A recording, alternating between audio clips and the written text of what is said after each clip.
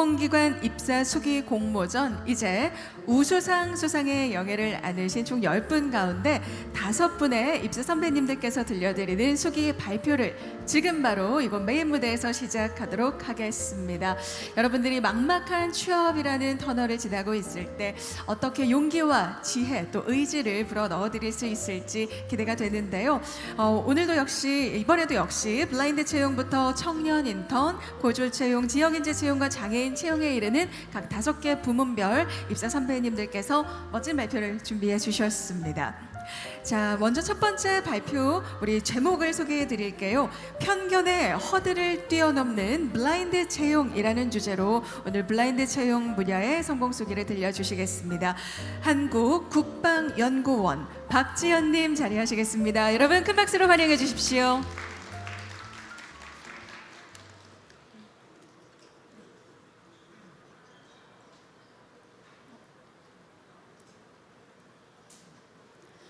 안녕하십니까. 저는 한국국방연구원 행정지원부 시설관리팀에서 근무하고 있는 박지연입니다. 저는 편견의 허들을 뛰어넘는 블라인드 채용이라는 제목으로 입사 수기를 발표하도록 하겠습니다.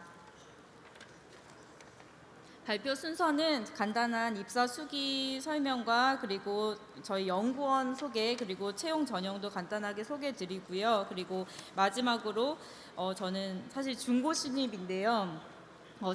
재취업을 했던 그런 과정들에 대해서 전략을 간단하게 소개드리고자 합니다. 저는 제목에서도 말씀드렸듯이 저는 재취업의 과정에서 많은 편견의 허들을 넘었습니다. 블라인드 채용이라는 것이 직무 전문성에 집중하여 과도한 스펙 경쟁을 줄이고자 그리고 지원자에게 집중하는 좋은 채용 제도임에도 불구하고 저는 많은 편견을 가지고 있었는데요. 그중에 3가지만 꼽게 말씀드리자면 저는 과거에 이제 졸업반 시절에 사실 에너지 공기업을 준비했었습니다. 그때 에너지 공기업에 가기 위한 기사 자격증부터 그리고 토익 점수 이런 것들까지 한국사도 다 준비하고 이런 준비를 했었는데 그때 당시에는 채용 전제형 인턴이라는 식으로 신입사원들을 모집했었습니다. 그래서 저는 그 과정을 거쳤기 때문에 거의 제가 채용이 됐다는 생각으로 5개월 동안 정말 푹 빠져들어서 근무를 했었는데요. 그때 마지막 순간에 채용 정규직 전환이 되지 않았었어요. 그래서 이 용어 자체를 100% 믿을 수 없다. 그래서 블라인드 채용도 사실은 블라인드라고는 하지만 스펙을 보지 않을까 이런 오해들이 많이 있었습니다. 그리고 한국국방연구원에 입사를 지원을 할 당시에 사기업들도 많이 원서를 썼었는데요. 그때 당시에 저는 입사하기 전에 중견 패션 회사에서 10년간 건축직으로 근무를 했었습니다.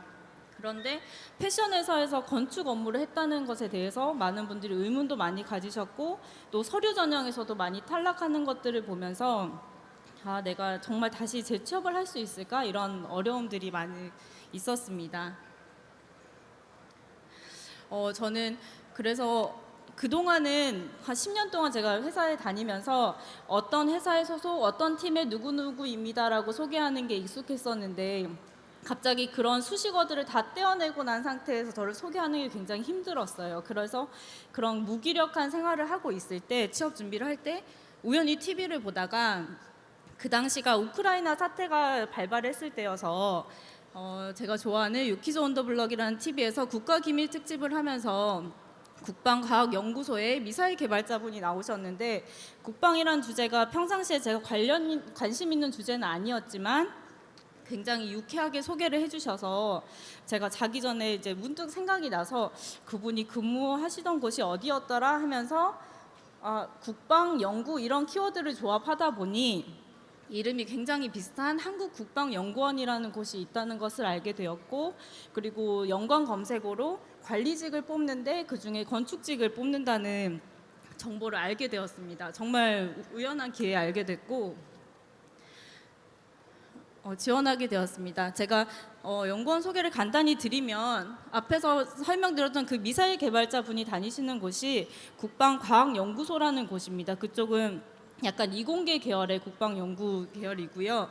저희 한국국방연구원은 그 국방과학연구소의 부설기관인 국방관리연구소로 1979년에 개설이 됐는데 최근 1월 10일에 46주년을 창설 기념일을 맞이했습니다.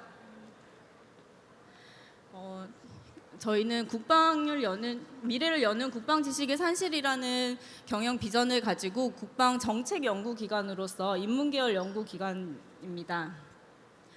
사실 이런 정보들을 인터넷에 조금만 검색을 해보시면 다 나오는 거지만 제가 굳이 장표를 만든 이유는요. 서류 전형 때부터 면접 때까지 이런 키워드들을 많이 녹여서 내재화해서 그런 것들을 쓴다면 정말 많은 도움이 된다는 걸 느꼈기 때문에 여러분들께도 한번 다시 강조드리고 싶었습니다.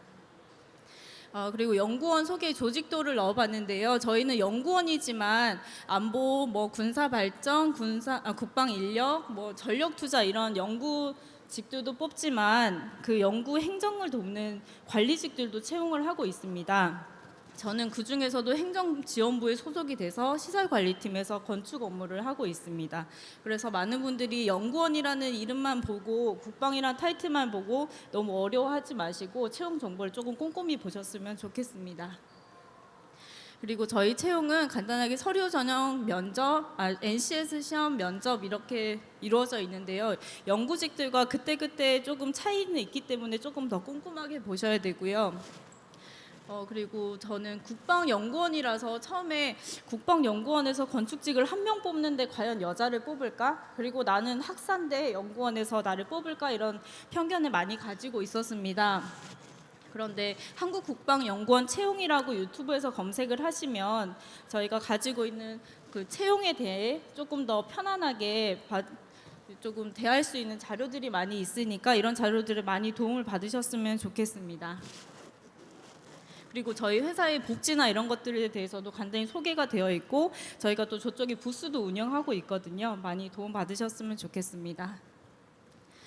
저는 사실 제 입사라고 적었는데 제 취업이 맞을 것 같아요. 제 취업 전략은 서류 전형 때부터 제가 가지고 있는 어떤 필살기 경험들을 에피소드 단위로 정리를 좀 했습니다. 이거는 서류 때부터 면접 때도 많이 도움을 받았는데요.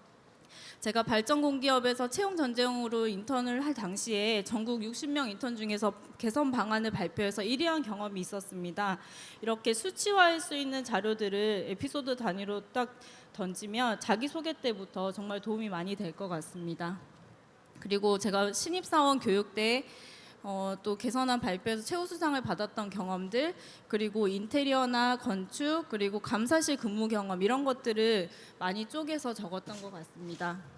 그리고 서류 전형에서 한국국방연구원 같은 경우는 성장 과정이나 입사 동기처럼 이렇게 굵직한 질문이 아니라 조금 한 단계 더 나아가서 그래서 왜 그렇게 했는지, 어떻게 해결했는지 이렇게 구체화된 질문들이 좀 많이 있었다는 것을 좀 말씀드리고 싶습니다. 그리고 NCS 시험 같은 경우는 직무기술서 파헤치기는 사실 모든 전형에 다 해당이 되는데 직무기술서를 좀 꼼꼼하게 보시고 체득하시는 것을 꼭 추천드리고요. 그리고 가능하다면 현직자 인터뷰 아니면 그냥 제가 지원하고 싶은 그 직무에 수시로 전화하셔서 물어보셔도 괜찮을 것 같아요. 그냥 그런 것들을 인터뷰하시고 그런 것들을 녹여내시면 훨씬 도움이 되실 것 같습니다. 그리고 피셋이냐 모듈형이냐 이렇게 딱 떨어지게 공개를 하면 좋은데 그렇게 하지 않는 기관들이 좀 많잖아요. 그럴 때는 일단 유형을 보시고 시간 분배를 내가 풀 수 있는 문제에 최대한 집중해서, 그리고 모든 과목들이 다 나오는 것이 아니기 때문에 그 직무에 맞게 전략을 잘 짜는 것이 가장 중요하다고 생각합니다. 그리고 저는 면접 전형에서 블라인드 채용만의 장점을 좀 말씀드리자면 저 같은 경우는 사기업 면접도 참 많이 봤었는데요. 이번 면접은 꼭 합격할 것 같은데 이런 분위기가 좋은 이제 면접 과정에서도 맨 끝에는 건축직이면 장거리 출장도 많고 야근도 많을 수 있는데 아이가 있다면서 괜찮으시겠어요? 이런 질문들을 조심스럽게 하셨어요. 근데 블라인드 채용 같은 경우에는 서류에서부터 그런 개인적인 것들을 완전히 배제하고 면접에서도 대해주셨고 제가 정말 해결할 수 있는 문제들, 그리고 내 경험 위주로 물어봤기 때문에 정말 자신감 있게 해나갈 수 있었던 것 같습니다. 네, 감사합니다. 마치겠습니다. 네, 한국국방연구원 박지연님의 멋진 성공 입사 수기를 함께 들으셨습니다. 네, 고맙습니다. 두 번째 발표 청해 듣겠습니다. 이 시간 공기업 인턴 삶의 바로미터가 되다라는 주제로 준비를 해 주셨는데요. 청년 인턴 분야의 근로복지공단 이두호님 발표를 듣겠습니다. 여러분 따뜻한 박수로 환영해 주시기 바랍니다.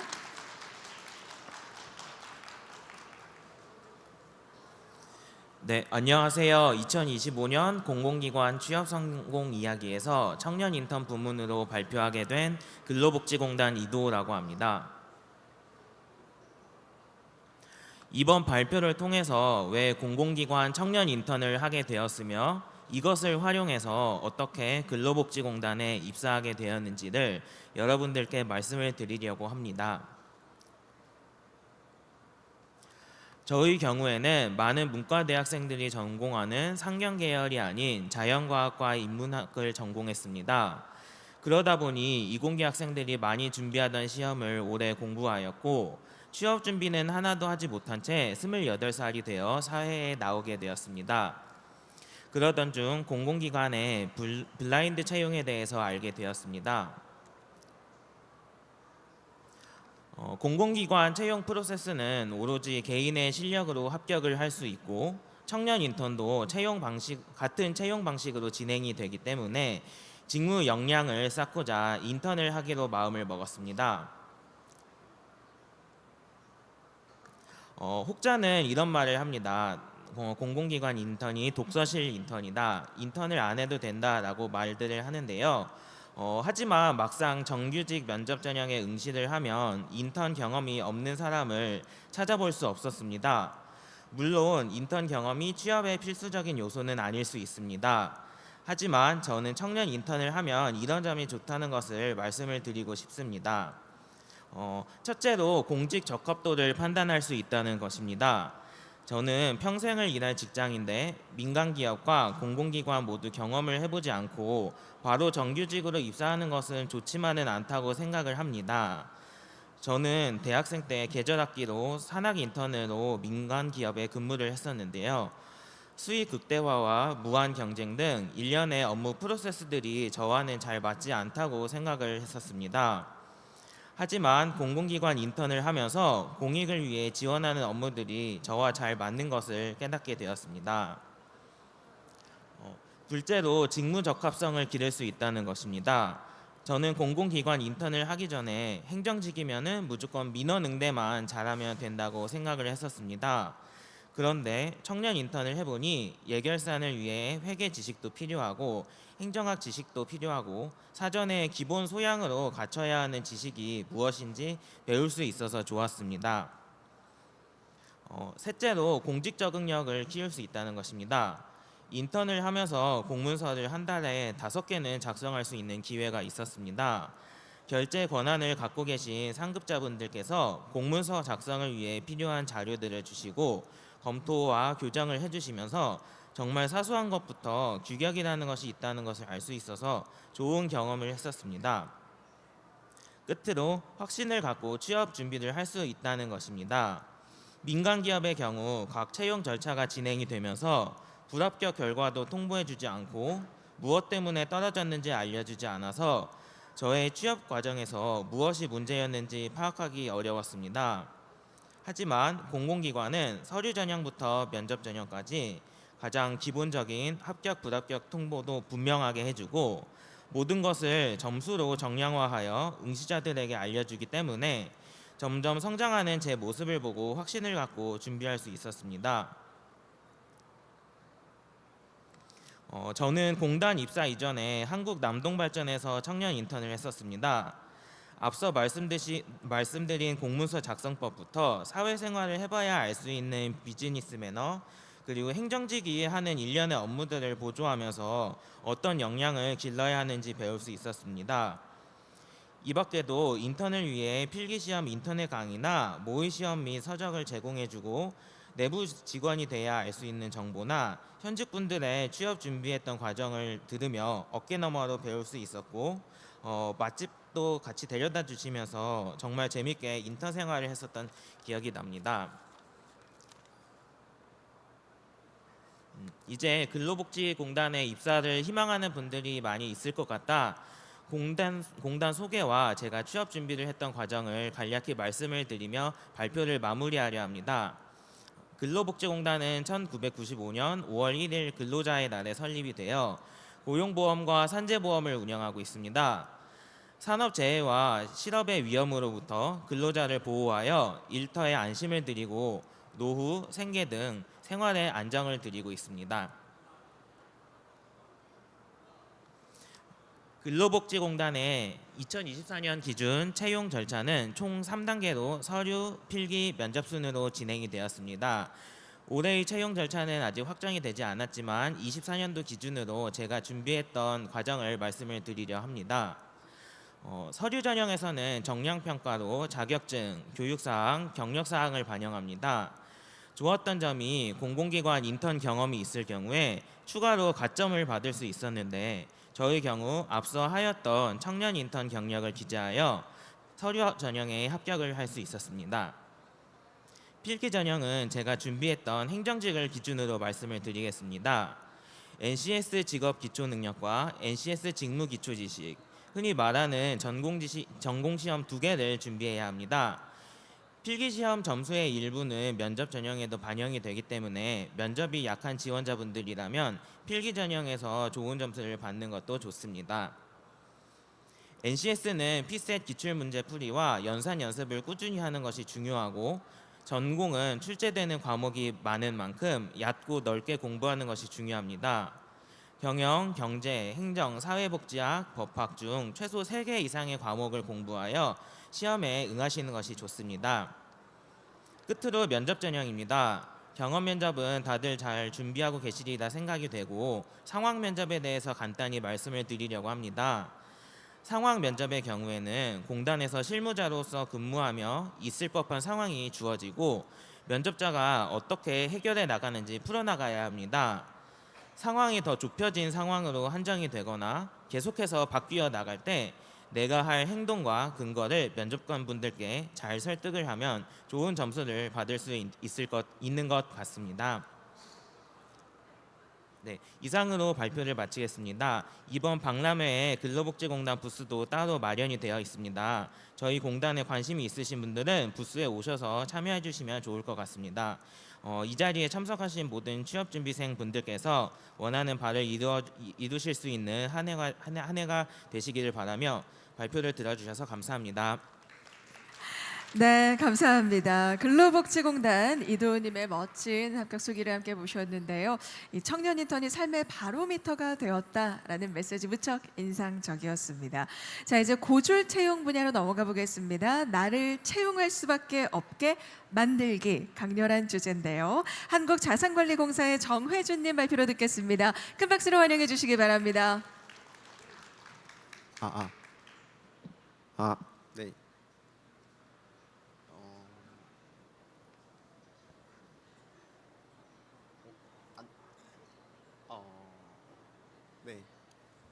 네, 나를 채용할 수밖에 없게 만들기를 발표하게 된 정혜준이라고 합니다. 반갑습니다. 네, 저 목차는 기관 소개, 본인 소개, 필기와 면접, 그리고 캠코 입사 순으로 발표를 진행하겠습니다. 네, 저희 한국자산관리공사는 크게 4가지 사업을 하고 있습니다. IMF와 같은 국가 경제 위기 상황 속에서 금융회사의 건전성과 안정성을 제공하는 부실채권 인수 사업, 그리고 제가 속해 있는 부서기도 한데 국고 수입 증대를 위한 체납조세 정리 사업, 그리고 채무 변제가 실질적으로 어려운 채무자들을 지원하는 개인 신용 회복 사업, 그리고 나라의 땅, 나라의 재산을 관리하는 국공유 재산 관리 사업이 있습니다. 네, 제 소개도 조금 간단하게 드리겠습니다. 네, 저는 2020년 1월에 구미전자공고 전자시스템제어학과를 졸업해서 2020년 12월에 전기전자 직렬 공공기관 세 곳에 합격하였습니다. 그리고 4년이 지난 뒤 24년 7월에 한국자산관리공사에 입사하게 되었습니다. 이렇게 갑자기 저를 소개한 이유가 보시면 아시겠지만 제가 전자과를 졸업해서 현재 금융공기업에 재직하고 있습니다.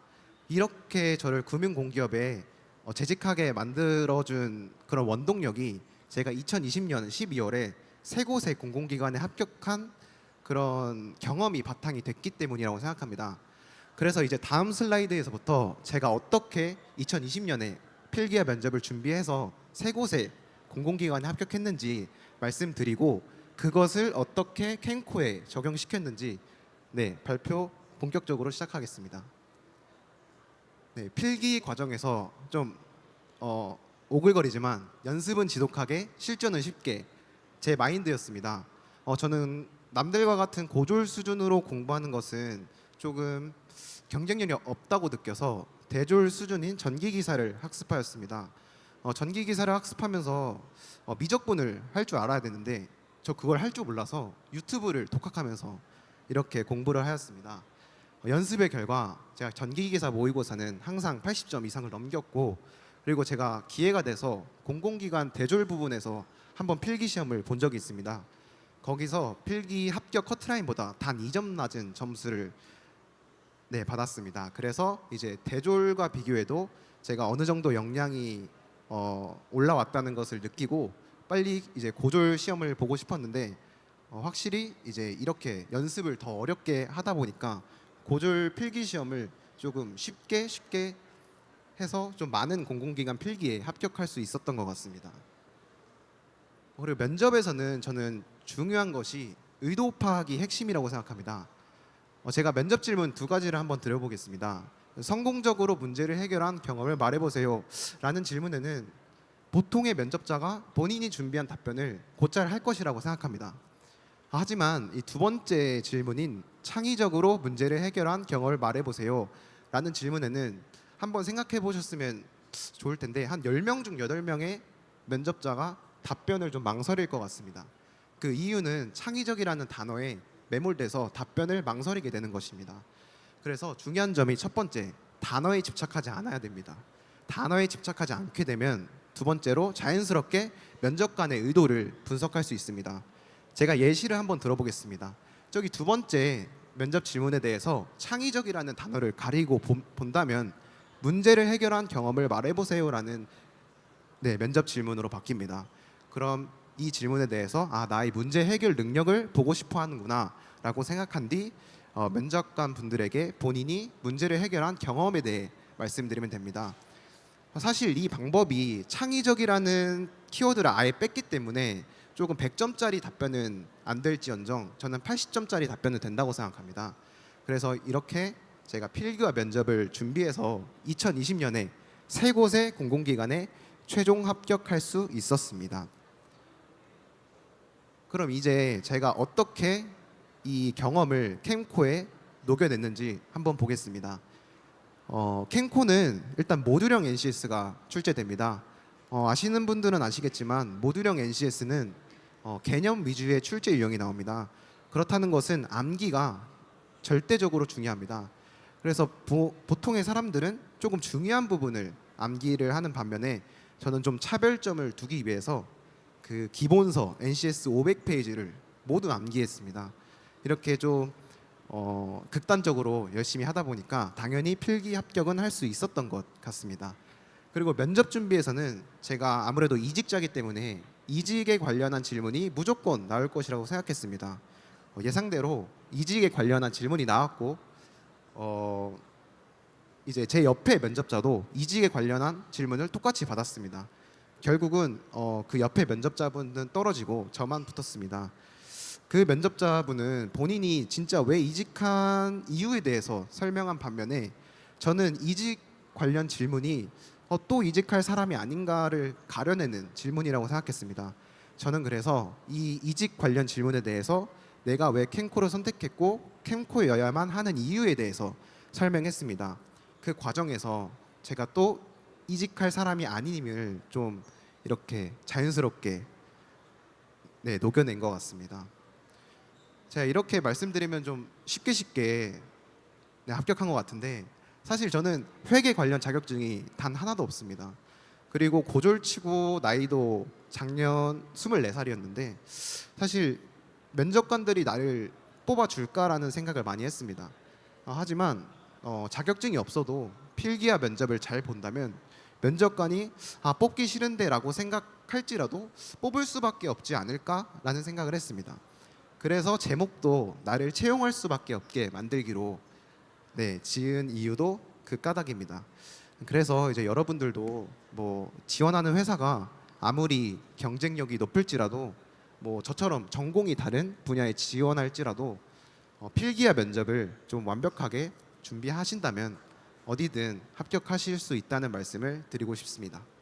네, 이상입니다. 감사합니다. 네, 나를 채용할 수밖에 없게 만드는 노하우는 지독한 연습이었습니다. 실전이 쉬워지려면 연습을 정말 얼마나 독하게 해야 하는지 그 지난 여정을 통해서 생생하게 들려주셨습니다. 자, 네 번째 발표는 지역 인재 채용 분야입니다. 2, 106, 14가 주제인데요. 무척 흥미롭습니다. 한국교통안전공단 박지원님의 발표로 듣겠습니다. 큰 박수로 환영해 주시기 바랍니다. 네, 안녕하십니까. 저는 한국교통안전공단에서 근무 중인 박지원입니다. 다시 인사드리겠습니다. 안녕하세요. 네, 저는 한국교통안전공단에서 근무를 하고 있습니다. 저희 한국교통안전공단은 아마 일반 시민분들이 잘 들어보지 못한 기관일 수가 있는데 대부분 자동차 검사소를 많이 생각하실 거예요. 그런데 저희는 정말 국내의 교통과 관련된 사업들을 굉장히 다양하게 추진하고 있습니다. 여러분 오늘 여기까지 오실 때 K패스 이용해서 오신 분들도 계실 거고 버스 이용하실 때 버스 전광판에 시간 뜨는 거 아니면 택시 타실 때 앱미터기에 나오는 거 그리고 운전하시는 기사님들의 자격과 교육까지 저희는 정말 도로, 자동차, 모빌리티, 교육, 항공, 철도까지 정말 국내의 이제 교통 안전에 대해서 포괄적으로 사업을 추진하고 있는 그런 회사입니다. 저희 공단의 채용 절차를 설명을 해드리면 저희도 여느 기업과 비슷하게 서류 전형, 필기 전형, 면접 전형 이렇게 세 가지로 나눠져 있고 저희는 서류 전형에서 정량 정성적인 평가가 들어가고요. 다른 기업과의 조금 차이점이라 하면 저희는 채용 예정 인원의 10배수에서 30배수를 선발을 하게 됩니다. 저희는 채용 공고에 따라 조금 유동적일 수가 있지만 서류 전형에서 조금 이제 지원자분들에 대해서 거르는 작업이 있기 때문에 서류를 쓰실 때 단순히 복사해서 붙여넣기보다는 회사의 스타일에 맞게 좀 작성을 해주셔야 될 것 같고 그리고 필기 전형 같은 경우에는 저희는 NCS와 전공 시험을 보게 됩니다. 그래서 이 과정에서 저희가 3배수를 선발하게 되고요. 그리고 조금 특이사항이면 행정직 기준으로 저희는 경영, 경제, 통합 전공 시험을 보게 됩니다. 그리고 면접 전형에서 저희는 1차적으로는 PT 면접과 토론 면접 그리고 2차적으로는 인성 면접과 경험 면접을 통해서 총 이제 1배수를 선정하고 신원 확인을 통해서 최종 합격자를 선정하게 됩니다. 제가 이제 저희 교통안전공단이 경상북도 김천시에 위치를 하고 있습니다. 그래서 김천 혁신도시에 위치를 하고 있기 때문에 저희는 대구, 경북 이전 지역 인재에 대해서 우대사항을 적용하고 있고요. 저희는 서류 심사 만점에 5% 가산점을 부여하고 있고 또한 전형별로 합격자 중에서 이전 지역 인재가 목표 비율의 30%에 미달하는 경우에 한해서 모집 단위별 합격 최저 점수 마이너스 5점의 범위에서 고득점 순으로 목표 미달 인원만큼 당초 합격 예정 인원을 초과해서 추가적으로 선발을 하고 있습니다. 그래서 저희가 사례를 조금 적어왔는데 만약에 저희가 행정 채용 인원이 10명이면 면접 합격자 중에 8명은 비이전 지역 인재 2명이 이전 지역 인재이면 저희는 30%가 목표이기 때문에 10명 중에 3명이 이전 지역이어야 하기 때문에 저희는 1명을 추가 합격해서 총 11명이 채용이 되게 됩니다. 그래서 이전 지역이 아니신 분이 최대한 불이익을 받지 않도록 운영을 하고 있고 또한 사례 2에서 만약에 행정직 채용 인원이 5명이면 최종 선발 예정 인원이 5명 이하이므로 채용 목표제는 적용되지 않습니다. 그래서 이렇게 참고를 해주시면 되고, 제가 입사 준비를 어떻게 했는지에 대해서 설명을 드리기 전에 뭐 세세하게 이렇게 쓰세요, 뭐 저렇게 자기소개서를 쓰세요, 면접 스킬 이런 거는 사실 유튜브에 굉장히 많이 나와 있기 때문에 저는 조금 한 발짝 물러나서 큰 그림에서 접근을 하자면, 일단 공공기관은 모두 NCS 기반 채용인 거를 모두 다 알고 계실 텐데, 저는 그 흔한 인턴 경험 하나도 없었던 채로 지원을 한 상태여서 사실은 자기소개를 쓸 때 내 경험을 어떻게 실무적으로 좀 녹여내야 될까 이런 고민을 많이 했던 것 같습니다. 아마 여기 앉아있는 많은 분들이 똑같은 고민을 가지고 있을 거라고 생각을 되는데요. 저 같은 경우에는 제가 학창 시절에 우리 팀 프로젝트도 하고 또 나 혼자서 과제를 해낸 경험들도 있을 거예요. 또 동아리 활동도 하시고요. 그런 과정에서 이제 내가 했던 경험 안에서 문제 해결 능력이 뭐였는지, 자원 관리 능력이 뭐였는지 이렇게 하나씩 뽑아서 해주시면 되는데, 예를 들어서 고등학생 방과 후 영어교육 봉사 같은 경우에 봉사를 하게 되면 학생들이랑도 소통을 하고 또 학교랑도 소통을 해야 되거든요. 그 상황에서 의사소통 능력이 나 이렇게 해서 이 기관 간의 의사소통을 좀 했다, 이렇게 해서 끌어내주는 방법으로 해서 저는 자기소개서를 작성했고요. 그리고 두 번째, 필기시험 준비하실 때 저는 최대한 이 부분에 있어서만큼은 선택과 집중을 하시라고 말씀을 드리고 싶습니다. 최근에 NCS뿐만이 아니라 논술시험도 있고요. 또 전공시험에서는 객관식도 있고 주관식도 있고 굉장히 다양한 시험이 많은데, 여러분들이 모두 그거를 준비하시는 거는 상당히 비효율적입니다. 그래서 가고자 하는 회사들을 좀 후보군을 추려서 그곳의 필기 유형에 맞게 준비를 하시면 좋습니다. 예를 들어서 저는 어떤 시험을 준비할 것인가 했을 때 저는 객관식 전공시험과 NCS를 보는 회사를 지원하기로 했었고요. 그중에서 어떤 것에 중점을 둘 것인가, 저는 개인적으로 NCS보다 전공시험에 조금 더 시간을 투자했을 때 이제 좋은 결과가 나왔습니다. 그래서 저는 전공시험에 조금 더 몰두를 했었고, 전공 과목 같은 경우에는 저는 경제를 메인으로 잡고, 그리고 나서 경영학도 부수적으로 공부를 해서 통합 전공까지 준비를 할 수 있도록 했습니다. 그래서 필기 같은 경우에는 너무 넓게 보신다기보다는 내가 원하는 회사 그 유형에 맞게 준비를 해주시면 좋을 것 같고, 그리고 마지막으로 뭐 면접 정보나 전반적으로 취업 정보 격차를 요즘 많이 좀 느끼시는 분들도 계실 거라고 생각합니다. 저 같은 경우에는 지방에서 준비를 했기 때문에 사실 이런 큰 규모의 채용 박람회는 오늘 처음 참석을 해봤습니다. 그래서 이렇게 여기까지 오신 분들 굉장히 많으신데, 이런 데 오셔서 회사마다 사실 인재상도 다르고 그 일하는 그 사업이 다르기 때문에 그런 스타일을 오늘 많이 파악을 해가시면 좋을 것 같습니다. 특히 취업 박람회에 참석하면 이 기관에서는 정확하게 어떤 일을 하는지 테마를 좀 파악을 해가시면 좋고요. 그리고 어떤 인재상을 원하는지 파악을 좀 해가셨으면 좋겠습니다. 저희 면접을 볼 때 보통 인성 면접에서 탈락하는 경우가 저는 개인적으로 굉장히 많았습니다. 그런데 물론 내 대답이 잘못되었을 수도 있지만 나와 그 회사의 인재상이 안 맞는 경우도 저는 좀 많이 존재를 했다고 생각을 합니다. 그래서 여러분들도 이런 이제 취업 박람회 여기 부스 가시면은 직원분들이 좀 어떤 스타일인지 사실 얘기를 해보면 대충 느낌이 좀 오실 때가 있거든요. 그래서 그 회사의 인재상을 좀 그렇게 파악을 해서 같이 준비를 해주시면 좋을 것 같습니다. 그리고 저는 대학 내에 있는 취업 지원센터를 좀 적극적으로 활용을 했습니다.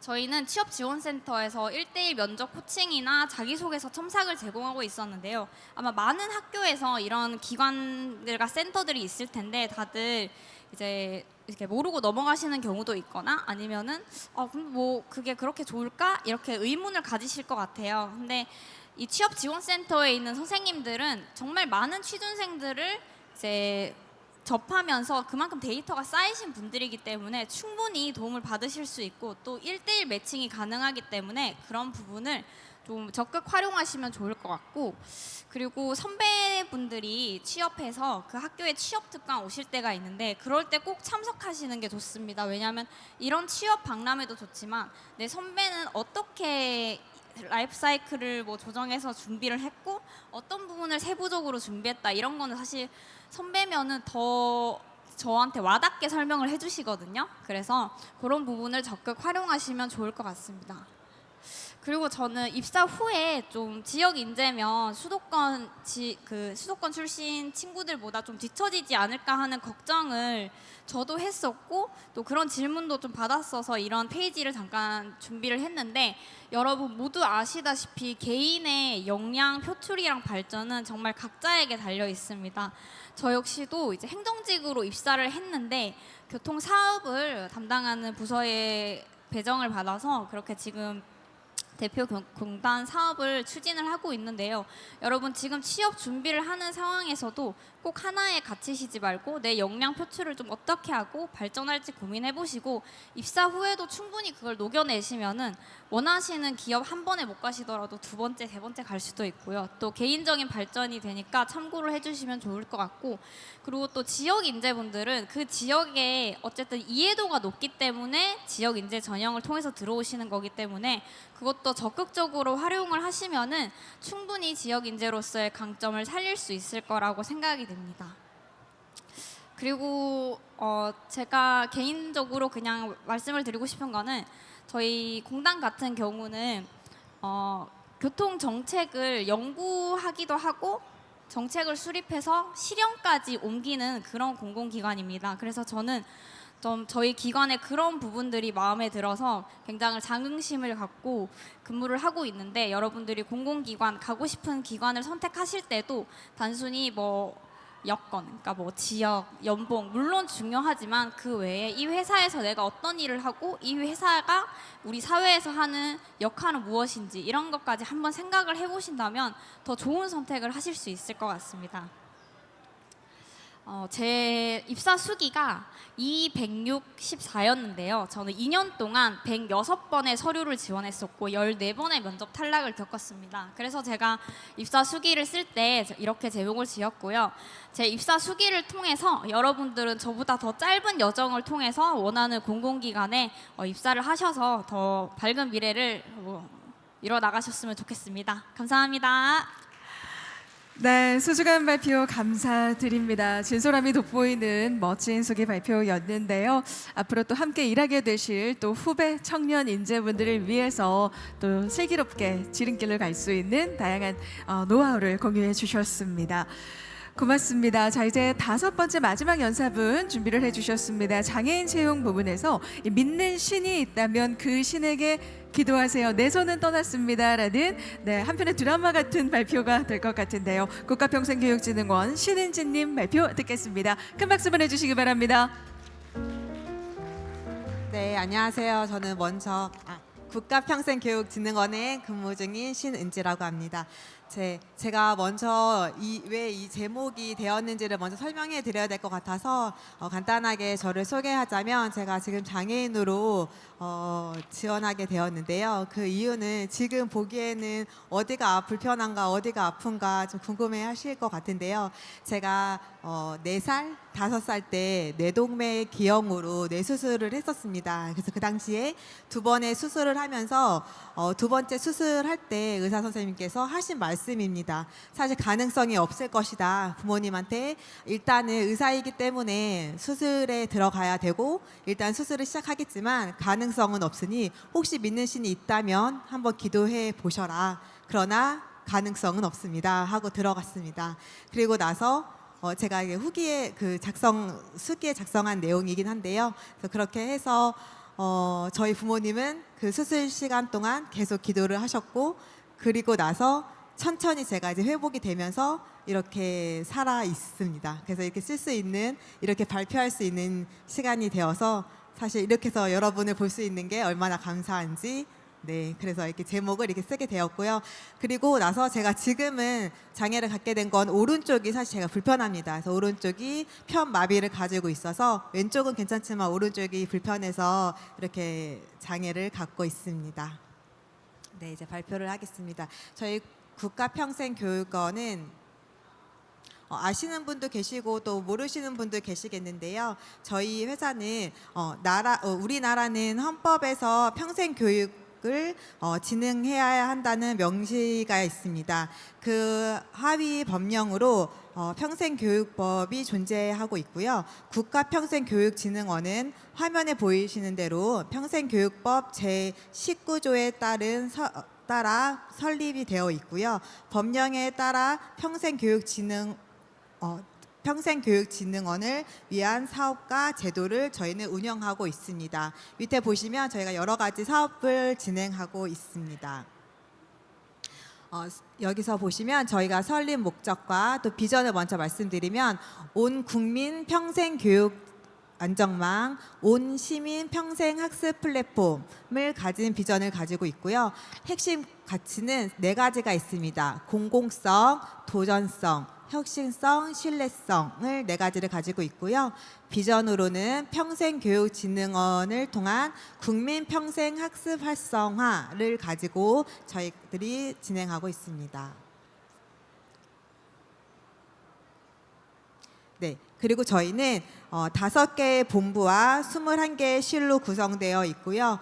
아까 말씀드린 대로 이렇게 저희가 여러 가지 좀 전에 보여드렸던 그 역할들을 다 나누어서 진행하고 있습니다.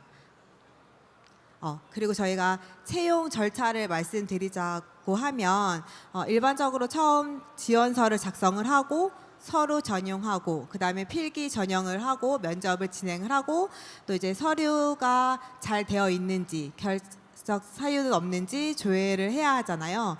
그럼 장애인으로서 어떤 혜택이라고 하기보다 무언가의 다른 점이 무엇이 있을까 했을 때 저희 국가평생교육원에서는 필기 전형이 없었습니다. 필기 전형을 미리 실시하였고 나머지는 다 동일하게 진행을 하였습니다. 그래서 제가 다 똑같이 다 통과를 해서 면접까지 다대 1로 진행을 해서 면접을 보고 그 다음에 다 진행을 한 후에 최종 합격을 하였습니다.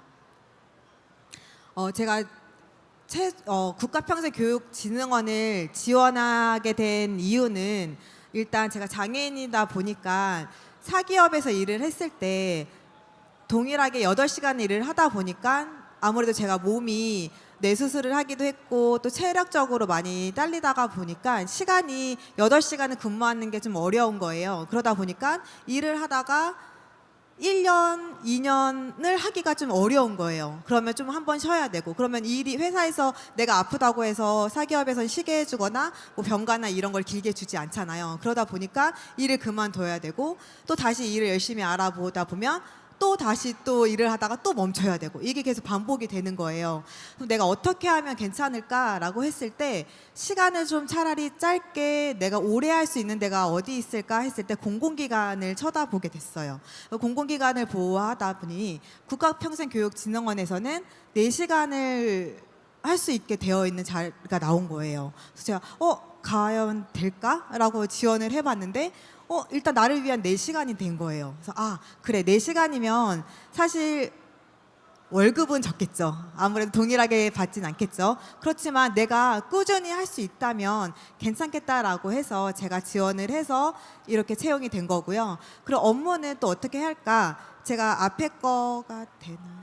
네, 봤을 때 제가 채용이 됐던 게 일반 행정이라고 되어 있는데요. 다른 건 하진 않고 일반 행정을 채용을 할 때 제가 지원을 한 거예요. 그래서 일반 행정 업무만 제가 하게 되어서 다른 업무를 받진 않고요. 딱 정해져 있는 행정 업무만 그러니까 서무 일을 하고 있거든요, 제가. 그래서 행정과 그 일반 업무를 하고 있는데요. 그 업무도 무작정 그 시간이 4시간인데 막 8시간의 양을 주는 게 아니라 4시간 안에 할 수 있는 양의 그 업무 강도를 주시기 때문에 하는데 전혀 힘들지 않다는 거를 말씀드리고요.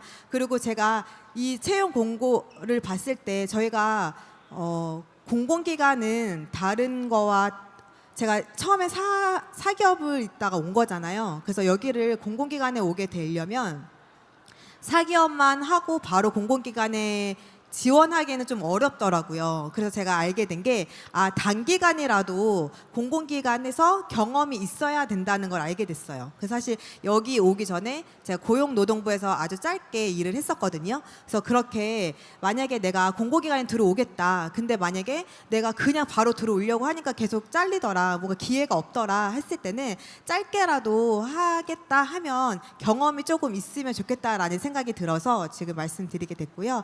그리고 직무 유사성을 제가 말씀드렸는데 좀 전에도 제가 여기서 일반 행정이라고 얘기해 드렸잖아요. 이럴 때도 일반 행정이 대부분 서무나 아니면 일반 사무 업무를 얘기를 하는데요. 제가 이 하기 전에 중간중간 짧게 했었지만 그것도 총무 업무를 많이 했었어요. 짧게 하더라도. 그래서 계속 동일한 업무를 하다 보니까 그 경력이 쌓이고 그 경험이 쌓였기 때문에 가능했다고 저는 생각합니다. 그래서 이왕이면 같은 직종이나 그 직무를 하는 것이 좋지 않을까라는 생각이 듭니다. 그래서 제가 하면서 이제 1년이 좀 지났거든요. 그래서 제가 하면서 만약에 서무 일만 하고 저희는 또 사업 업무도 있습니다. 근데 사업 업무는 하기가 어려워서 서무 업무만 하고 있는데요. 그러면 서무 업무만 하면 저희 실에서는 무엇을 하는지 알 수가 없잖아요. 그래서 그럴 때 저희 실에서 어떤 업무를 하는지 관계자 연수를 같이 따라가서 어떻게 일이 돌아가고 있는지 제가 어떻게 돌아가고 있는지를 알아야 옆에서 같이 도와드릴 수가 있잖아요. 그래서 같이 따라가서 어떻게 하는지도 따라가기도 하고요. 또 저희 회사에서 하는 지역사회 플로깅도 있어서 같이 지역을 청소도 하고 또 그곳에서 또 지역을 더 이렇게 활성화할 수 있도록 같이 활동을 또 하였습니다. 그리고 또 이게 공공기관 또 좋은 게 교육 지원을 해줘요. 제도적으로 지원을 해주기 때문에 자기 개발을 할 수 있는 거 이게 참 좋은 것 같습니다. 그리고 저희가 그 실 안에서도 장애인이라서 조금 차별을 둘까라는 그런 두려움이 조금 있었거든요. 근데 전혀 그런 게 없었고 그 중에서 같은 실원에서도 서로 간에 전혀 장애인이라는 그런 차별 없이 같이 챙겨주고 그리고 가장 제가 제일 컸던 게 저희가 6명이 같은 시기에 같은 시기에 입사를 했기 때문에 동기가 있어요. 저 마지막에 있는 게 저희 동기 사진이거든요. 근데 정말 여기에도 한 분이 더 장애인이에요. 근데 저희가 정말 아무렇지 않게 근데 동기가 있으니까 너무 좋은 게 모를 때 무조건 동기예요. 왜냐면 뭐 하나라도 아는 동기가 있으니까 또 열심히 하는 동기 또 모를 때 알려주는 동기 역할이 다 하나씩 다 나눠져 있더라고요. 그래서 같이 있는 게 얼마나 든든한지 그래서 너무 위로가 되고 힘이 되는 것 같습니다. 저희 마지막 드리고 싶은 말씀은 사실 장애인이 되면서 제가 많이 위축도 되고 할 수 있는 게 있을까? 우리나라에서 장애인을 위한 자리가 많을까라는 그런 두려움이 있었거든요. 근데 장애인이란 단어가 부끄럽지 않아도 됩니다라고 전해드리고 싶고요. 그리고 내 자리, 내 역할, 내 이름, 내 시간, 내 마음, 내 노력, 내 능력, 내 삶을 보여줄 수 있는 곳이 있다는 것이 얼마나 감사하고 귀한지 하루하루 감사하며 매일 출근하는 길이 참 즐겁습니다. 다른 사람들에게만 주어진 기회가 아닙니다. 용기 내 보세요. 우리 모두 할 수 있습니다. 감사합니다.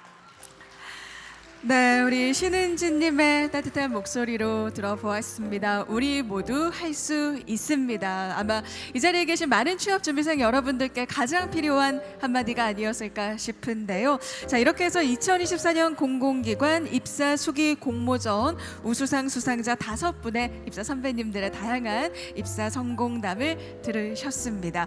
앞서 오전에 수상 발표를 통해서는 최우수상 5분 그리고 이 시간 우수상 수상자 5분 총 10분의 입사 선배님들의 이야기를 함께 들어보셨는데요. 여러분 어떠셨나요? 아마 이곳 취업 준비생 여러분들께서는 아마 저마다 마음속에 모호하고 불안한 물음표를 품고 계실 것 같습니다.